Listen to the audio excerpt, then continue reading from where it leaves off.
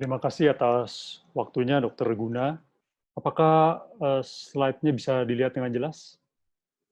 Jelas, Jelas ya? suara clear. Suara clear? Oke.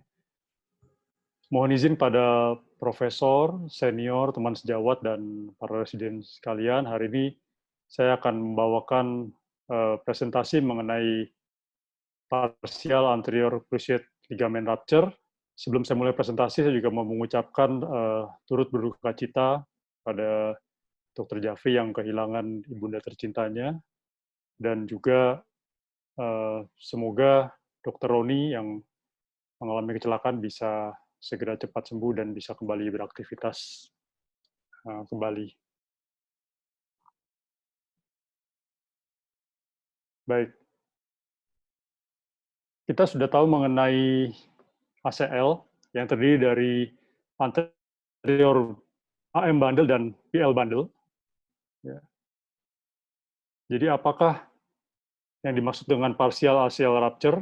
Partial ACL rupture ialah suatu kondisi di mana salah satu dari bundle-nya rupture dan bundle yang lain dalam kondisi yang baik. Seperti digambar di sebelah kiri, didapatkan AM bundle yang rupture, sedangkan PL bundle-nya intact. Sedangkan di gambar sebelah kanan, kita bisa lihat ada AM bundle yang intact disertai dengan rupture dari PL bundle secara total. Apakah partial ACL rupture suatu yang sering? Ternyata dari penelitian dikatakan ini adalah suatu yang sangat sering. Ya, dari Noyes dikatakan 28%, Profesor Freddy Fu 25%, Profesor Neret 10-28%, Liljedal 38%. Bagaimana dengan berapa banyak pasien dengan partial ACL rupture yang dibandingkan dengan seluruh total operasi ACL? Ternyata cukup banyak juga. Profesor Oci 5%, Profesor Freddy Fu 10%, dan Dr. Betran 14%. Bagaimana kita mendiagnosis adanya suatu partial ACL rupture? Pada pasien muda, seringkali terjadi umur 20-30 tahun, seringkali di laki-laki pada 70% dari kasus, pasien dengan aktivitas high risk, cederanya biasanya suatu cedera yang non-kontak. Pasien biasa datang ke rumah sakit 5-7 bulan dari cedera awalnya. Biasa pasien mengeluhkan lututnya terasa berbeda dibandingkan dengan lutut yang tidak cedera. Pasien juga biasa mengeluhkan adanya instability dan tidak bisa melakukan gerakan cutting atau pivot. Dari pemeriksaan fisik, pada fase akut didapatkan adanya efusi, Lachman test biasanya grade 1 atau di bawah 5 mm, pivot shift test juga biasanya derajat 0 atau derajat 1, dengan pivot glide biasanya positif, juga bisa didapatkan adanya first sign. Pivot shift positif biasanya menandakan suatu isolated PL rupture, sedangkan Lachman positif atau anterior drawer test positif menggambarkan suatu adanya isolated dari AM rupture. Penggunaan altrometer seperti KT1000, KT2000 itu untuk mengukur anterior tibia translasi dibandingkan dengan lutut yang sebelahnya. Menggunakan alat yang baru seperti GNRB biasanya lebih dikatakan lebih sensitif dan spesifik. Namun kekurangannya ialah tidak bisa mengukur adanya laxity yang rotasional. Pemeriksaan penunjang, kita melakukan pemeriksaan X-ray untuk melihat apakah ada cedera di tulangnya. Lalu kita menggunakan stress radiograf, lateral stress radiograf dikatakan tidak banyak gunanya. Ada satu alat yang dinamakan dengan telostress device, dikatakan cukup baik hasilnya, namun penggunaannya di secara klinis agak sulit karena memerlukan ronsen pada dua lutut. MRI masih merupakan modalitas utama untuk mendiagnosis adanya ACL, namun penggunaan MRI ini agak sulit untuk bisa membandingkan apakah ini adalah suatu yang parsial atau komplit. Ada beberapa tanda seperti bone bruise atau cedera yang lain yang bisa kita lihat dari MRI. Menggunakan oblique view bisa memberikan gambaran yang lebih baik untuk partial ACL tear.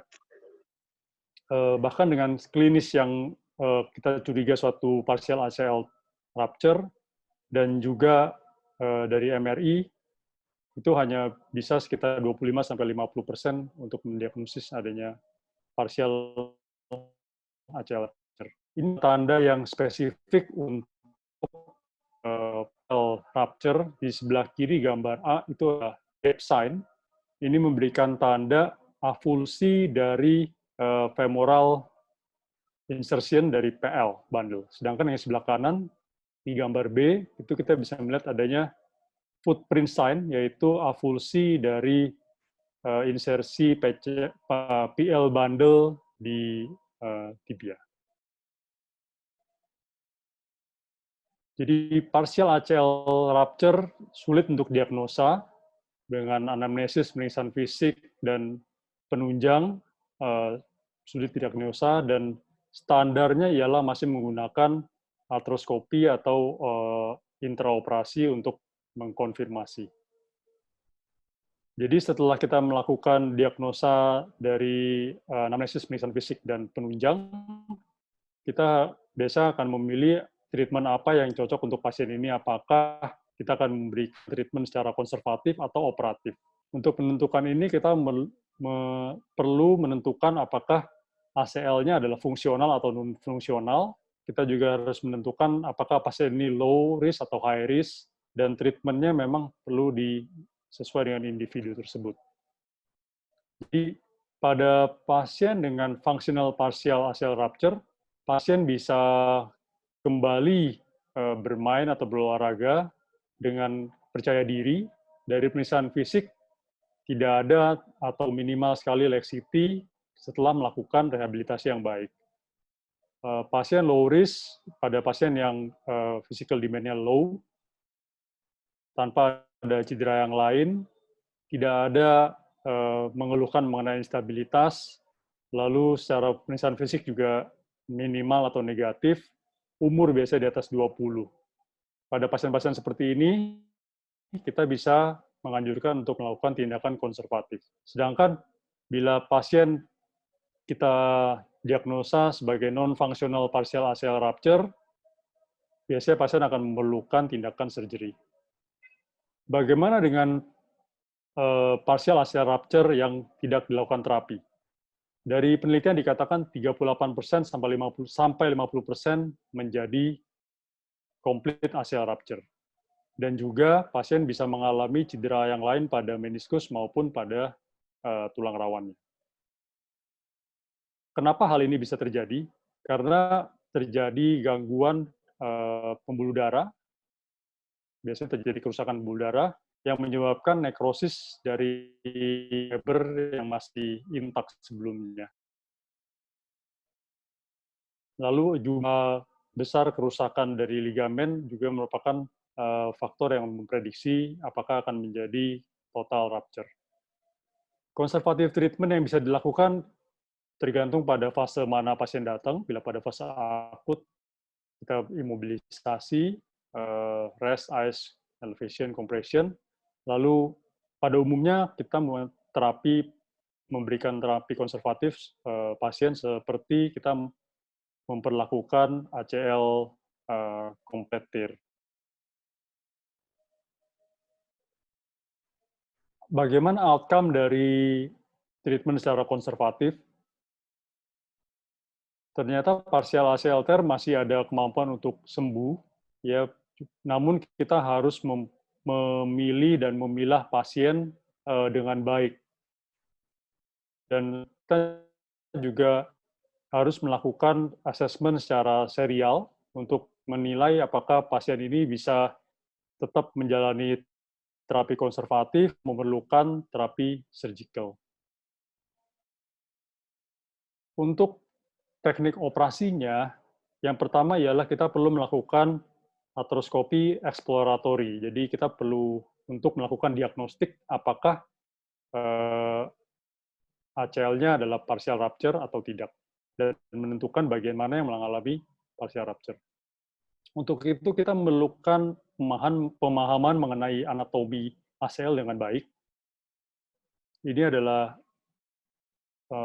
posisi AM bundle dan PL bundle dalam posisi ekstensi, dan ini adalah dalam posisi 90 derajat fleksi, dan ini adalah pada posisi full fleksi. Pada artroskopi kita bisa lihat pada fleksi 90 derajat, PL bundle akan berada lebih inferior dan lebih anterior dibandingkan dengan AM bundle. Ada peneliti yang menganjurkan menggunakan figure of four position agar PL bundle bisa lebih terlihat seperti di gambar ini, karena menurut peneliti tersebut, PL bundle agak tertutup kalau kita lihat dengan posisi fleksi 90 derajat, sedangkan dengan posisi figure of four, PL bundle-nya akan lebih kelihatan lebih jelas. Setelah kita berhasil mendiagnosis dan kita lihat apakah bagian PL atau AM bundle yang rupture, kita perlu menentukan teknik operasi yang akan kita pilih. Ada 3 pilihan yang bisa kita lakukan. Yang pertama adalah electrothermal shrinkage, kedua ialah standard ACL reconstruction, atau ketiga adalah augmentation. Jadi bagaimana dari jurnal dikatakan bahwa electrothermal shrinkage ini bukanlah suatu pilihan yang baik karena tidak memberikan suatu stabilitas yang baik. Jadi ini bukan suatu pilihan terapi yang perlu kita pilih. Pilihan kedua ialah melakukan standar ACL reconstruction, yaitu kita melakukan total debridement dari ACL, lalu melakukan rekonstruksi standar seperti yang biasa kita lakukan, apakah double bundle atau single bundle tergantung dari surgeon preference.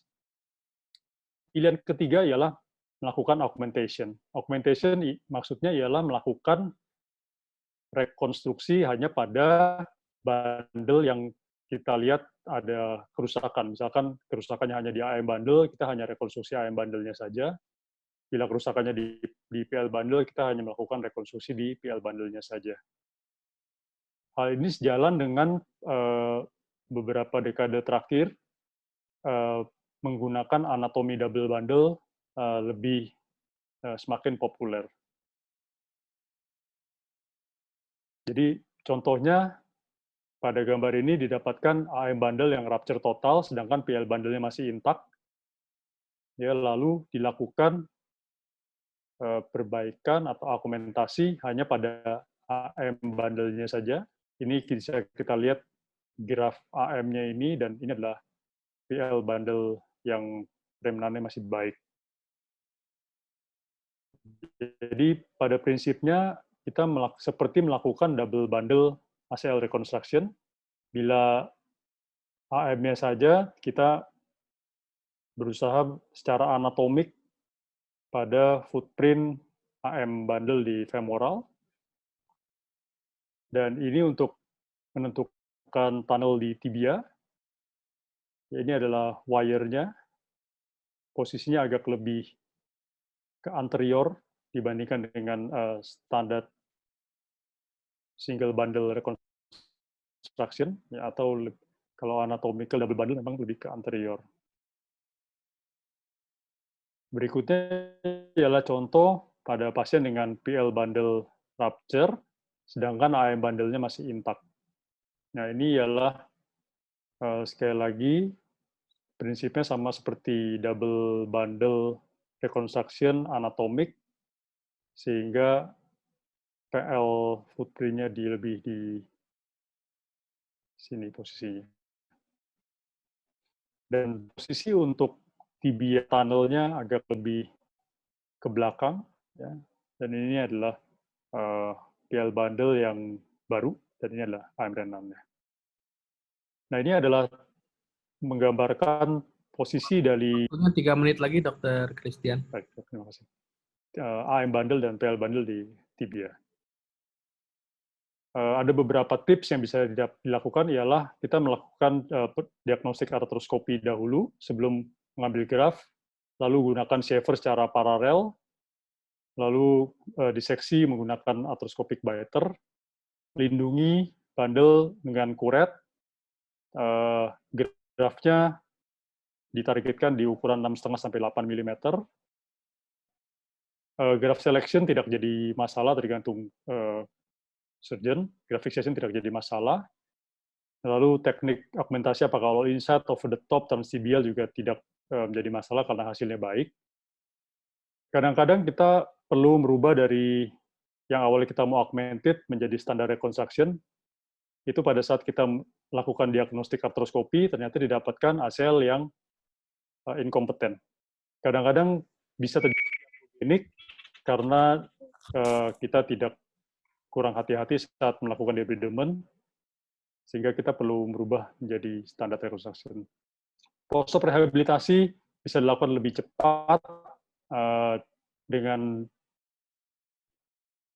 kenapa kita memilih augmentasi? Karena dari penelitian didapatkan hasil bahwa proprioceptif pasien lebih baik, lalu penyembuhannya lebih cepat, dan biasanya lebih kuat dan anterior translasinya lebih rendah. Ini ada beberapa penelitian yang menunjukkan less laxity dan higher subjective IKDC score. Ada beberapa peneliti tidak menyarankan augmentasi karena dikatakan kesulitan untuk menentukan tunnel karena terhalang oleh fiber yang masih intak. Ada beberapa peneliti yang masih menganjurkan untuk melakukan standar ACL reconstruction karena dia dikatakan bahwa tidak didapatkan skor functional outcome yang bermakna, walaupun penelitiannya yang membandingkan ini masih sangat sedikit dan follow up waktunya kurang lama. Jadi conclusion-nya, partial ACL tear masih bisa merupakan suatu yang challenging untuk melakukan diagnosis berdasarkan klinis dan radiografi. Definitif diagnosis masih menggunakan artroskopi atau intraoperatif. Pada pasien yang muda, aktif, dan berharap untuk kembali ke olahraga, aktivitas olahraga, di pilihan terapi sangat tergantung dari masing-masing pasien, dan pilihan operasi juga tergantung dari surgeon-nya masing-masing. Sekian dok, terima kasih atasnya. Saya kembalikan ke Dr. Guna. Ya, terima kasih Dr. Christian Silas. Presentasi yang cukup informatif ya, karena kasusnya juga dibilang tidak sedikit, tidak semua ACL full rupture ya. Jadi bagaimana cara mendiagnosa secara klinis maupun periksaan penunjang dan intraoperatif. Nanti kita diskusikan, mungkin ada beberapa pertanyaan nanti dari peserta maupun dari speaker atau senior atau residen yang lain. Silakan di chat di kolom chat untuk pertanyaan. Baik, kita masuk ke pembicara kedua. Pembicara kedua, Dr. Julia Vetarurarah, spesialis ortopedi traumatologi konsultan. Beliau bekerja di Rumah Sakit Umum Daerah Al Ihsan Bandung, Halmahera dan Santosa. Pendidikan ortopedi di Universitas Padjadjaran Bandung 2005. Kemudian berkecimpung di sport medicine dari 2007-2008 mungkin ya. Gitu, dan mendapatkan konsultan di 2020. Silakan Dr. Julia, waktu dan channel saya persilakan. Screen ya?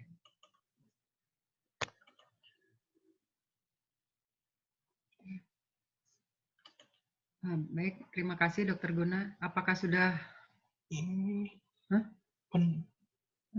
Ya, itu. Ini? Ya. Iya.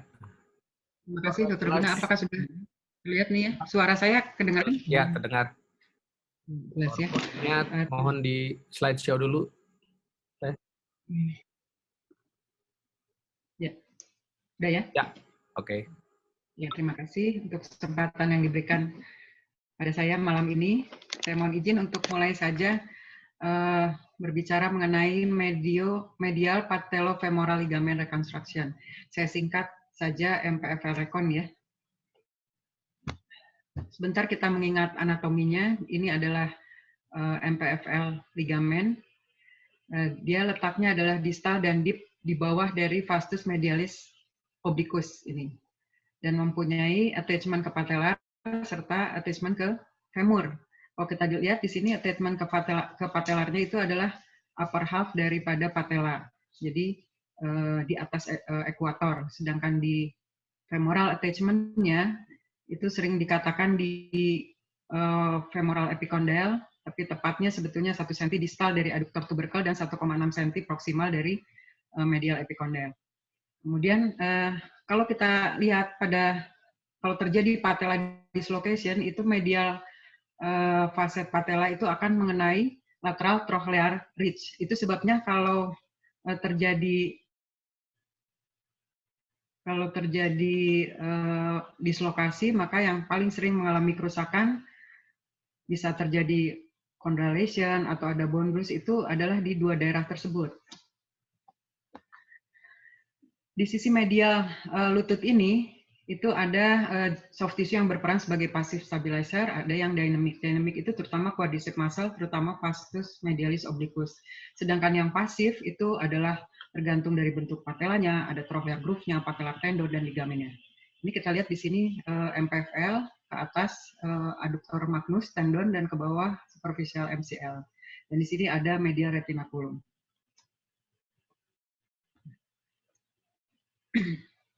MPFL ini dikenal sebagai soft tissue yang utama di sisi medial lutut sebagai passive restraint terhadap instability patella ke arah lateral. Dari penelitian Conlan dan kawan-kawannya dikatakan bahwa MPFL ini dia berperan sebagai static restraint dan perannya cukup besar, yaitu 53% di antara soft tissue yang lain. Jadi sebetulnya masih ada lagi soft tissue yang lain adalah medial patellotibial ligamen, medial patellomeniskal ligamen, ada medial retinaculum, tetapi yang perannya paling besar itu adalah MPFL. Ketebalannya rata-rata 1,3 cm, dan kalau dia rupture, MPFL ini dia bisa rupture di patellar insersinya, di femoral attachment-nya, bisa di antaranya di tengah-tengah. Nah, kapan sih MPFL ini bisa terjadi rupture? Dari semua injury pada lutut itu 3% adalah patella dislocation. Dan pada kejadian kasus patella dislocation yang akut, 94-100% itu dikatakan bahwa MPFL-nya rupture. Dan dari yang rupture itu resiko untuk terjadi recurrent instability adalah 1:3, bahkan ada yang mengatakan sampai 50%. Pemeriksaannya untuk MPFL ini kita mulai dari pemeriksaan fisik, alignment, kemudian range of motion dari lutut, bisa ada swelling, bisa ada tenderness. Tenderness kita bisa rasakan di sepanjang perjalanan dari MPFL itu. Itu biasanya lokasi dari robeknya MPFL. Kemudian kita bisa periksa juga apakah ada kerusakan yang lain nggak untuk cruciate ligamennya, meniskusnya. Ini adalah pemeriksaan fisik patellar tilt test dan patellar glide test. Patellar tilt test ini kita lakukan untuk menilai apakah ada lateral retinaculum tightness. Jadi kalau ada ketidakmampuan untuk mengangkat bagian lateral dari patella seperti ini, itu menandakan bahwa ada lateral retinaculum tightness. Kalau lebih dari 15 derajat malah termasuk laxity, ya, ada laxity dari lateral retinaculum. Kenapa kita perlu periksa ini? Karena nanti kita harus menentukan apakah kita perlu lakukan lateral retinacular iris atau tidak perlu. Patellar glide test ini juga untuk menentukan kompetensi dari MPFL. Jadi yang kita nilai adalah berapa kuadran lateral translation dari patelanya, dan juga konsistensi dari endpoint-nya. Kalau lateral translasinya 3 kuadran atau lebih dan endpoint-nya juga tidak jelas, itu terjadi inkompetensi dari MPFL.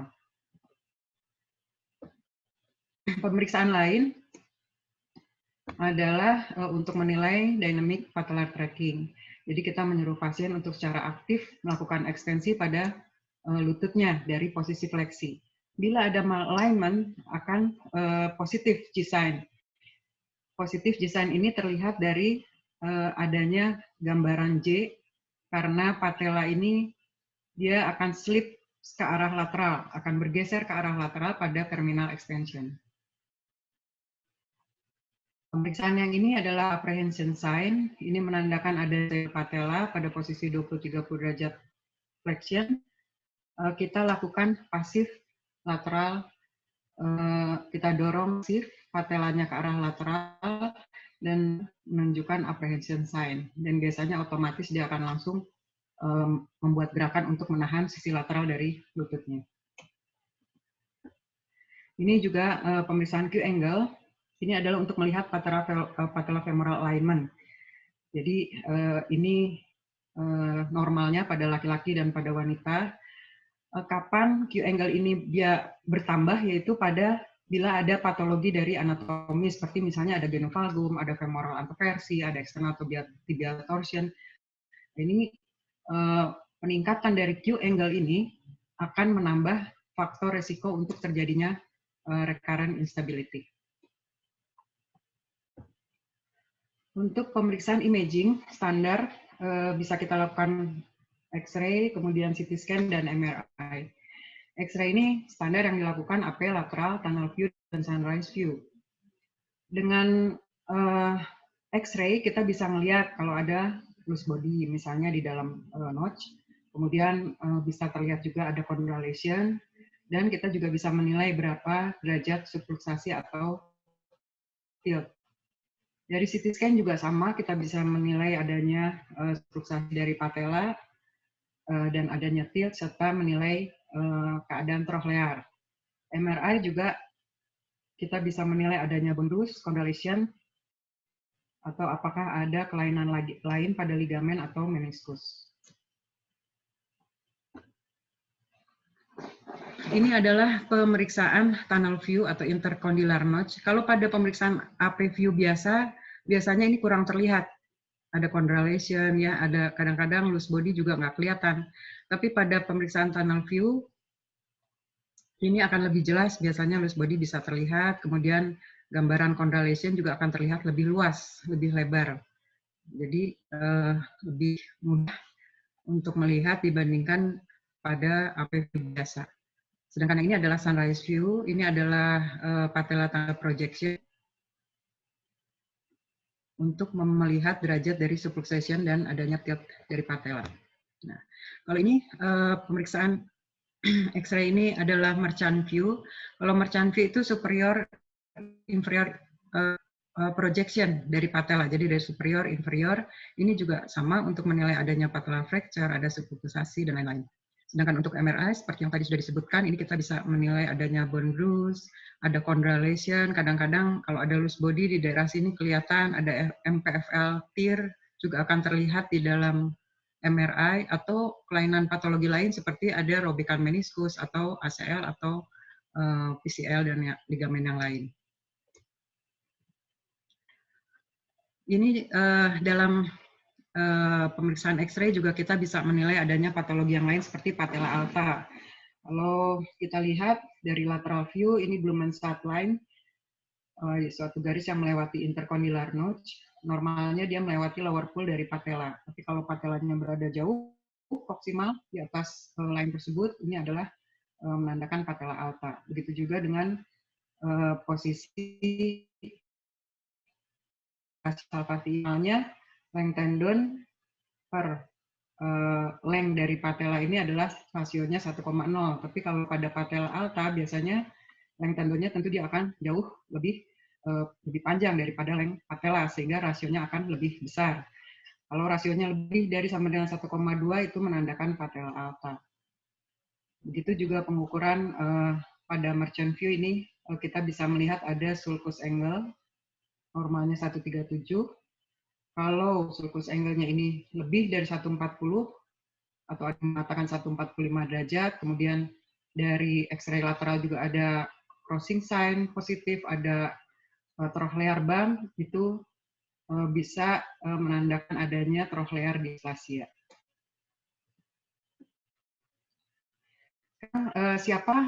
Siapakah yang mempunyai resiko untuk mengalami recurrent instability? Biasanya pasien yang muda, aktif, ya, misalnya atlet, Kemudian pasien-pasien yang memiliki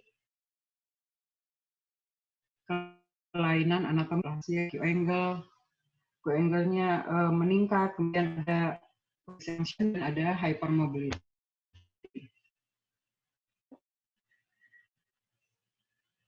Bisa nggak kita melakukan konservatif treatment pada patella dislocation atau subluxation?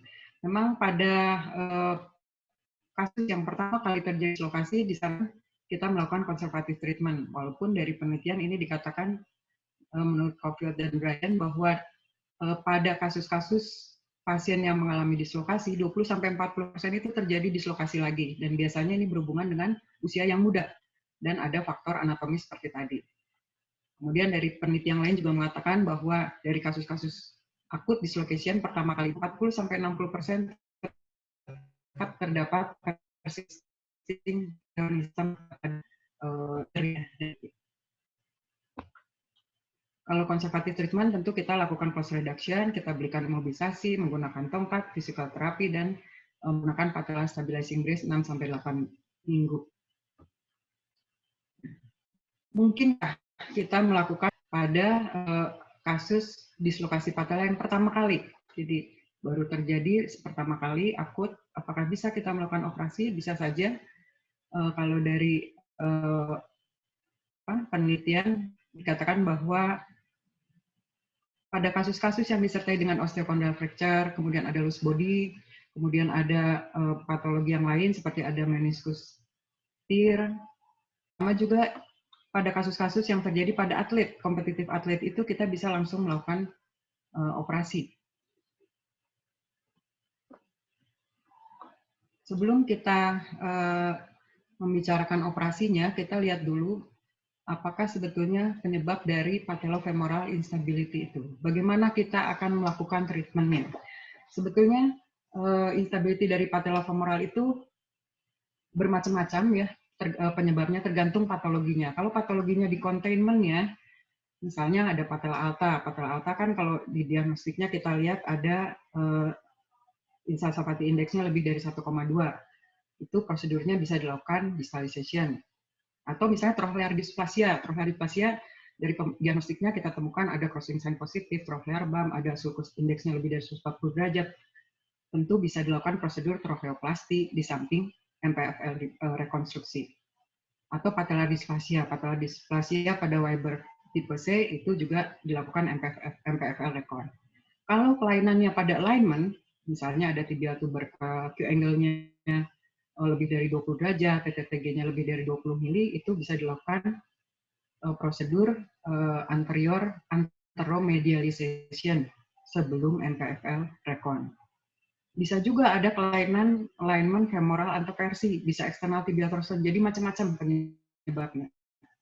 Nah, kalau kelainannya pada imbalance, jadi ada misalnya vastus medius obliquus dysfunction atau ada incompettent MPFL, itu berbeda lagi prosedurnya. Bisa saja kita melakukan MPFL recon disertai dengan lateral release. Jadi sebetulnya sangat penting kita memilih prosedur apa yang akan kita lakukan pada pasien dengan melihat apa sebetulnya problem dasar pada pasien tersebut. Jadi jangan sampai kita melakukan satu prosedur untuk semua pasien tanpa kita mempelajari dulu sebenarnya masalahnya underlying cause itu apa dari dislocation itu. Nah ini ada masih kontroversi juga, bisa saja ada beberapa surgeon yang mengatakan bahwa bisa saja kita langsung melakukan MPFL repair pada kasus akut dislocation untuk memperkuat bagian yang mengalami rupture tersebut. Jadi kita tentukan bagian yang mengalami rupture tersebut bisa di bagian insersi patella, bisa di femoral attachment, bisa di tengah-tengahnya, kemudian kita lakukan repair.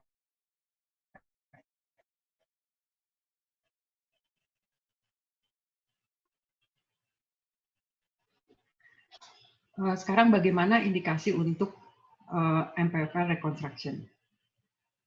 Yang pertama adalah recurrent instability ya. Jadi menurut Alexander Rokwinsky. Ini ada tabelnya, dia mengatakan bahwa indikasi untuk rekonstruksi MPFL adalah recurrent instability.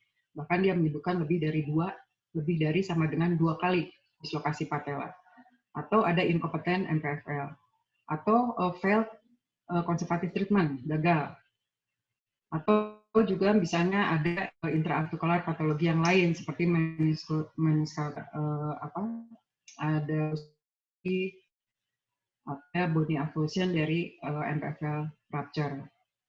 Ada juga tambahan yang menyebutkan MPFL recon ini bisa dilakukan pada pasien yang sekali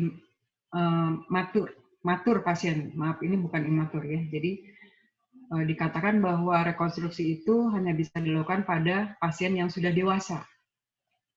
Tetapi ada juga sekarang ini sudah banyak penelitian, sudah banyak teknik-teknik operasi untuk melakukan rekonstruksi MPF pada pasien-pasien yang masih remaja, yang masih anak-anak, jadi masih imatur.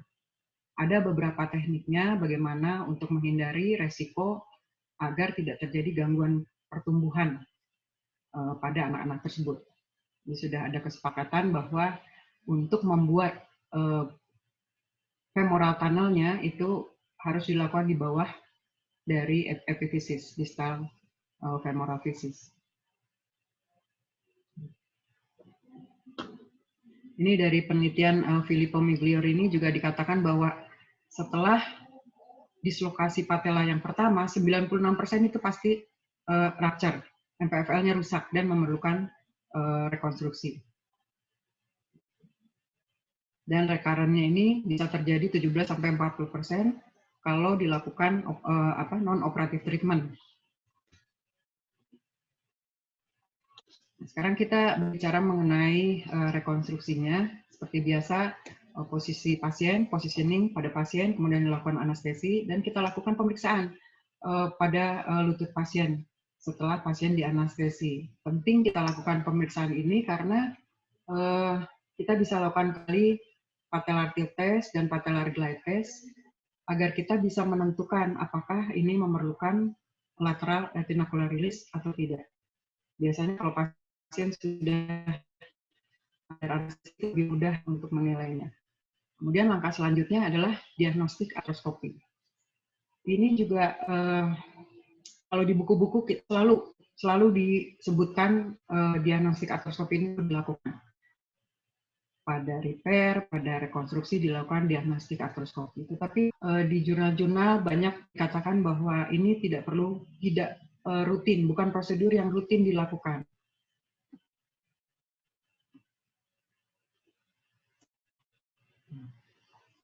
Jadi kapan kita melakukan diagnostik artroskopi sebelum kita melakukan rekonstruksi? Jelas kalau ada loose body, kemudian ada defek yang besar, kemudian ada chondral lesion, atau kita bisa menilai faktor tracking, atau kita melihat apakah ada perdarahan atau tidak. Perdarahan biasanya itu terjadi di dekat soft tissue di tempat rupture dari MPFL tersebut, biasanya di medial edge dari patella. Lalu kita juga bisa mencari apakah ada kelainan-kelainan lain di meniskus atau ligamen. Kalau memang ada, kita bisa lakukan lateral retinacular juga per artroskopi.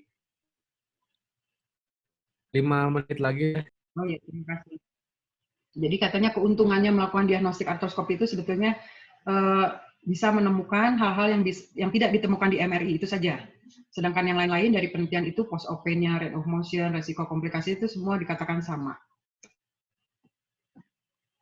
Nah, kita seperti biasa kita tandai dulu dengan langkah adalah patella, kemudian penting kita mengetahui 2 tonjolan ini di femur. Yang satu adalah adductor tubercle, yang satu adalah medial femoral epicondyle. Dan garis yang pertama ini adalah MPFL di tengah-tengah antara patellar insertion dan femoral insertion. Sini adalah tengah-tengah dari MPFL. Kemudian ada space anserinus untuk tempat mengambil gerak. Jadi kalau kita sudah melakukan insisi sayatan di MPFL ini, kita identifikasi bagian superior dan inferiornya. Untuk pemilihan graf, ini bagian yang bisa diambil. Kalau bisa gracilis, katanya kenapa orang banyak mengambil karena katanya lebih dekat dengan tempat rekonstruksinya, lebih mudah mengambilnya, dan gracilis ini walaupun lebih kecil dan lebih pendek daripada semitendinosus, dia tetap kuat daripada MPFL yang asli. Tapi ada juga yang lebih suka memakai semitendinosus karena katanya lebih resisten dia daripada gracilis untuk traction, terhadap tractionnya. Bisa juga memakai adductor tendon, quadriceps, patellar tendon, vastus medialis retinaculum. Jadi banyak yang bisa dipakai. Ada juga allograft.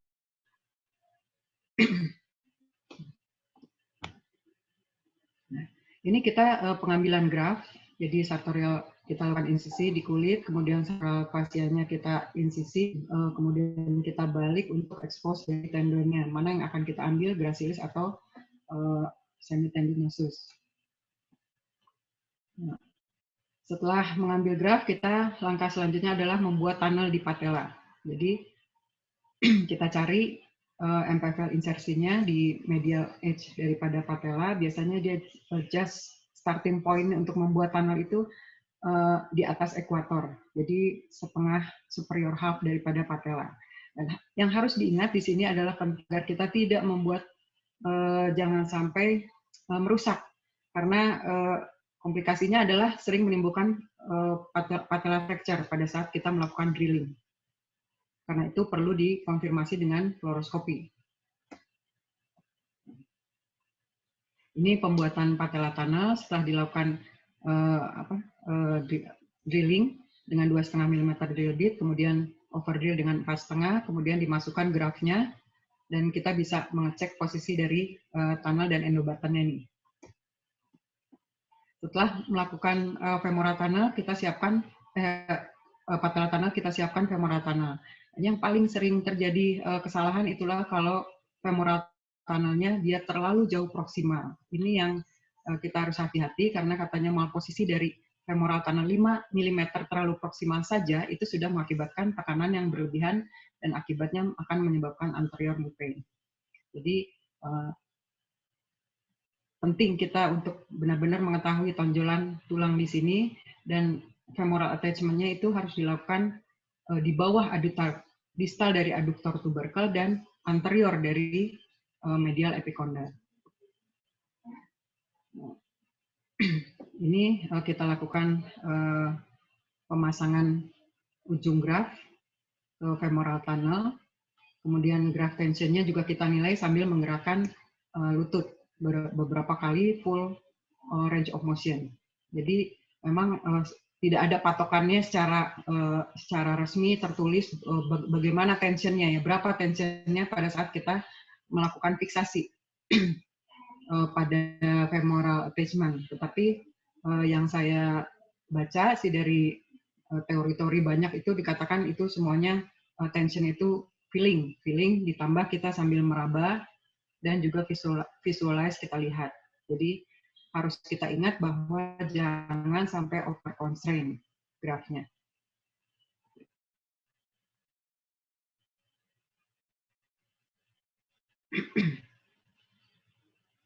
Kita bisa lakukan fiksasi dengan 7,0 mm di observable cannulated screw, interference screw. Nah, jadi yang ingin dicapai goalnya adalah lutut itu harus full range of motion dan patellanya tetap berada di tengah, tidak terjadi lagi dislokasi. Ini dilihat dari X-ray. Ini maaf saya agak cepat-cepat ya. Jadi ini yang harus kita perhatikan bahwa insisi itu dilakukan di tengah-tengah. Jadi kita bisa expose ke medial border, bisa expose juga ke medial femoral epicondyle. Kemudian lokasi yang tepat dari patellar tunnel itu sangat penting. Jangan sampai terjadi fracture. Dan femoral tunnel ini harus distal dari adductor tubercle dan anterior dari medial epicondyle. Okay. Dan ini adalah post-op rehabilitation-nya. Minggu ke-20 itu sudah kembali sport. Nah, komplikasi ini yang paling sering, loss of motion dan loss of flexion. Loss of motion itu biasanya inadequate post-op rehabilitation. Loss of flexion bisa karena malpositioning pada saat kita memasang graft mungkin terlalu tension. Bisa juga arthrofibrosis atau injury pada venous nerve, atau bisa juga terjadi recurrent instability atau infeksi. Oke. Ini contoh kasus saja, ada beberapa contoh dari MRI, kita lihat ini ada chondral lesion, ada rupture pada MPFL, dan dilakukan rekonstruksi MPFL menggunakan double in the button. Ini juga gambarnya terdapat tilt dari patella setelah dilakukan rekonstruksi. Nah, ini juga gambaran di MRI-nya. Kita lihat ada chondral lesion dan rupture. Kasus yang ketiga, ini wanita 42 tahun, ini juga sama, kita lakukan pada gambaran ini sebelum operasi ada tilt dari patella, ini setelah dilakukan rekonstruksi, ini adalah gambaran MRI-nya. Baik, terima kasih atas perhatiannya. Saya kembalikan pada Dr. Guna. Ya. Terima kasih Dr. Julia. MPFL ini cukup challenging ya. Berbagai macam dari konservatif maupun teknik atau implan yang bisa dipakai.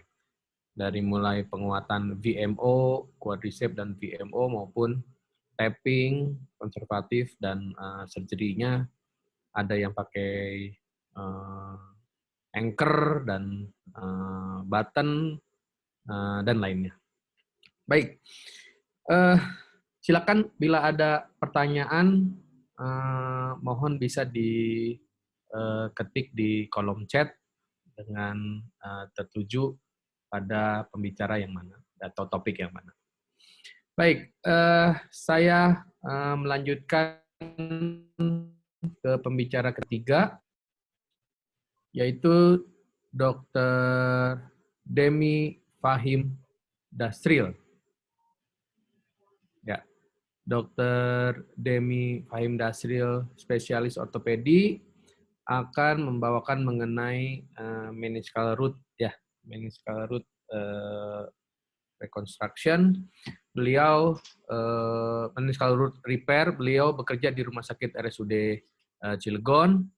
Ortopedi traumatologi, lulus dari Universitas Indonesia 2012 dan 2020 mengikuti fellowship atau Scopy and Sport Medicine di IOSMA Rumah Sakit Cipto Mangunkusumo. Silakan, waktu dan channel saya persilakan, Dr. Demi. Terima kasih, Dr. Guna. Saya langsung memulai presentasi yang berikutnya.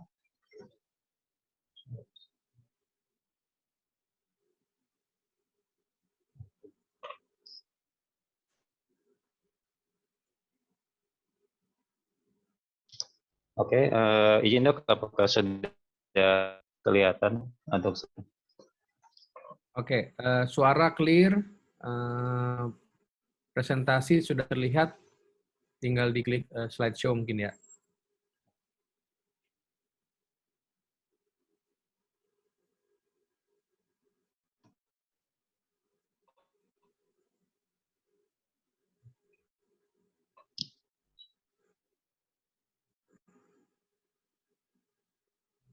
Oke, sebentar dok, ada.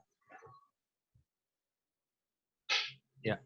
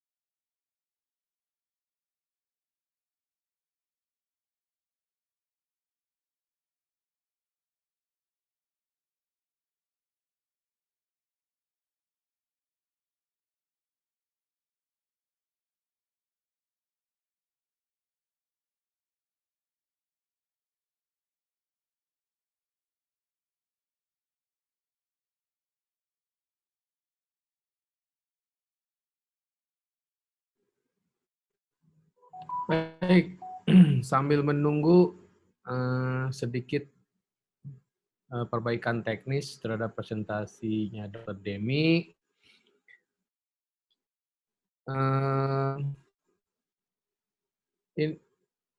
Ini ada beberapa pertanyaan untuk Dr. Christian ya, bisa dijawab langsung nanti kecuali kalau misalnya Dr. Demi presentasinya sudah bisa, maka dipotong dulu. Ya, sebenarnya ada 5 orang yang bertanya, tapi Dr. Demi sudah ada. Dok, tadi agak koneksinya agak ini, Dok. Oke, coba.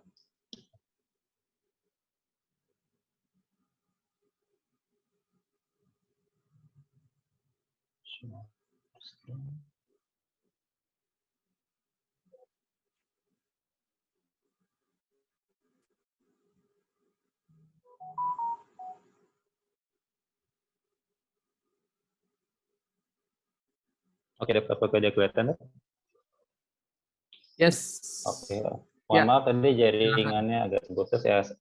Selamat malam, terima kasih kepada Dr. Guna atas waktunya. Akan melanjutkan dengan presentasi ketiga, pembahasannya adalah meniscus root tears. Yang akan dibahas di sini lebih concern kepada surgical treatment dan komplikasi, karena memang cukup jarang kasusnya, terutama yang dikerjakan di sini.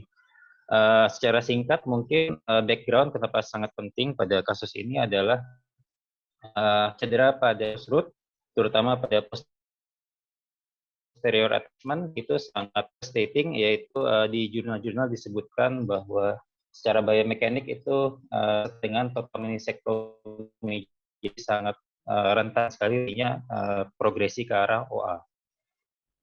Goal of treatment pada kasus-kasus dengan meniscus root tears adalah anatomical reduction dari tujuannya adalah untuk mengkoreksi dari hook stress pada sisi yang terkena.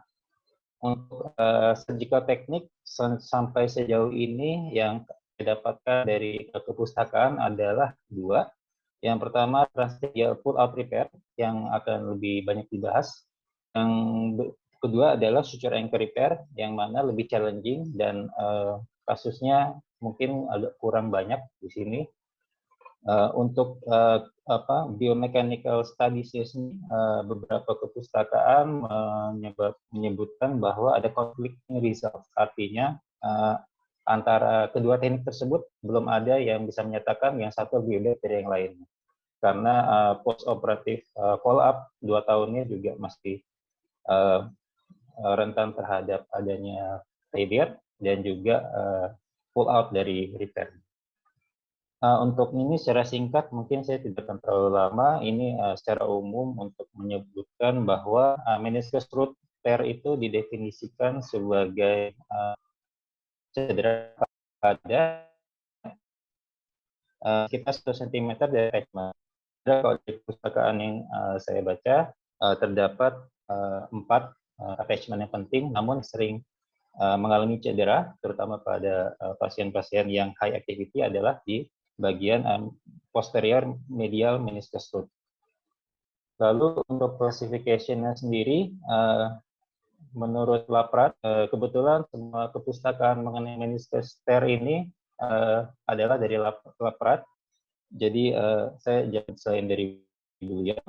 Menurut Laprade itu terdapat 5 tipe. Ini progresivitasnya mulai dari tipe 1 hingga tipe 5, hanya severitas. Namun dari kepustakaan yang paling sering adalah tipe 2, di mana terdapat complete radial root tear sekitar 3 mm dari attachment, seperti yang terlihat pada gambar yang di tengah.